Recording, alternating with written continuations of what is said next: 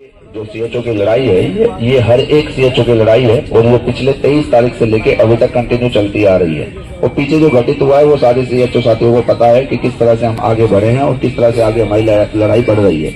इसका जो एक विफलता अगर आप देखते हैं, विफलता नहीं मैं बोलूंगा, इसको सीखने का जो हमारा एक तरीका है इससे हम सीख सकते हैं। यानी कि हमने जो लीडरशिप रखी वो सामूहिक ना रख के 1 या 2 या 3 व्यक्ति के ऊपर रखी, जिससे ये परेशानी हमारे सामने आई है। तो मेरा विश्वास है कि जो लीडरशिप होनी चाहिए वो 1 या 2 या 3 लोगों के लिए नहीं, सामूहिकता पे लीडरशिप होनी चाहिए। ज्यादा से ज्यादा लोगों के बीच में लीडरशिप होनी चाहिए। जो हमारे सीएचओ साथी हैं, जो हमारे पूरे उत्तर प्रदेश के जितने भी जिले हैं, मेरा ये मानना है कि जो हमारी समिति बनेगी या जिस समिति के आधार पर हम आगे बढ़ेंगे वो हर एक जिले से एक इंसान तो कम से कम होगा। तो आप देख सकते हैं कि कितनी बड़ी सामूहिकता बन जाएगी हमारी और कितनी बड़ी हमारी लीडरशिप हो जाएगी। और हमारे पास वो सभी नाम है, बस हमारे साथी जब तक यहाँ पहुंचेंगे उनको पहुंचने में थोड़ा समय लग रहा है। मगर ये वीडियो के माध्यम से आप सबके समक्ष मैं ये बात रखना चाहता हूँ कि ये जो हमारी लीडरशिप चलेगी ये 1 या 2 या 3 व्यक्तियों के द्वारा नहीं चलेगी। और इसमें मुझे 1 मिनट की भी शर्म नहीं कहने में कि भाई मैं अपने स्वार्थ के लिए यहाँ हूँ, मैं किसी नेता के लिए यहाँ नहीं हूँ और ना ही कोई सीएचओ किसी नेता के लिए यहाँ पे है, अपने स्वार्थ के लिए हैं। यानी कि अगर आप इसको समझने की कोशिश करें कि हम हमारे हित के लिए यहाँ खड़े हैं, ना कि किसी नेता के लिए खड़े हैं, तो हित किस तरह से हो सकता है। हम लोग अगर एकजुट होकर आगे लड़ाई लड़े तो हमारा सबका हित हो सकता है। तो हर एक व्यक्ति अपने लिए खड़ा है, वो ऐसा नहीं है कि वो किसी नेता के लिए खड़ा है। तो सभी साथियों को एक साथ खड़ा होने की आवश्यकता है। समिति हम लोग बना लेंगे और समिति ही आगे जो है डिसाइड करेगी। अल्पमत और बहुमत के आधार पर हम जो है आगे बढ़ेंगे और समिति का जो फैसला होगा उसी के आधार पर हम लोग आगे अपनी जो है लड़ाई को जारी रखेंगे।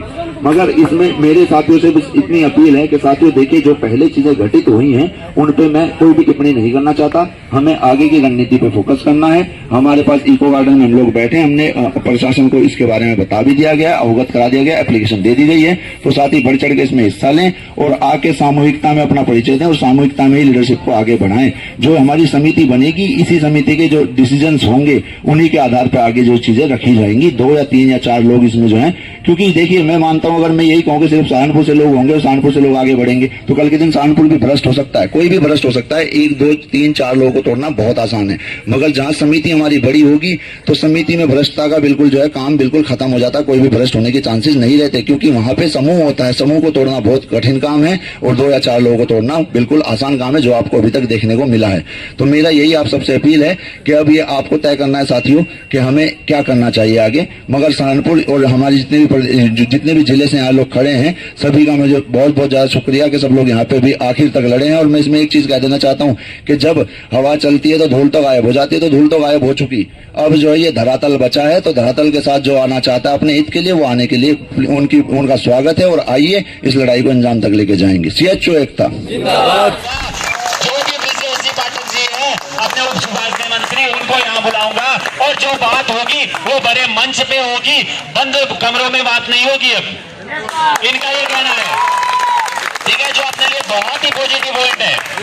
और ये जब साहस दिखा सकते हैं लड़ने का तो हम इनका साहस बढ़ा भी सकते हैं। हम इनका साहस बढ़ाएंगे, ये लड़ेंगे अपने लिए।